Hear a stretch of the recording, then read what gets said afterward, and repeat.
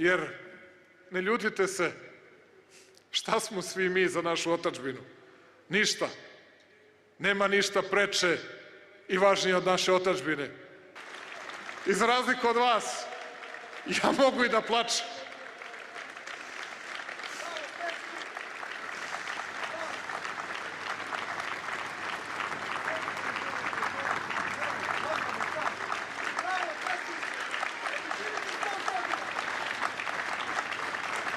Ja Mileta, uvijek zovem predsednik, sada šta je on, neki predsedavajući? Mile, hvala ti na svim lepim rečima koji si večeras izgovorio. Hvala ti na tome što voliš Srbiju. Hvala ti na tome što si uvek sa nama.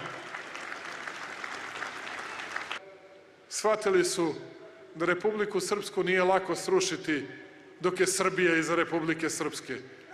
Krenuli su da sruše Srbiju. I za razliku od vas, ja mogu i da plačem.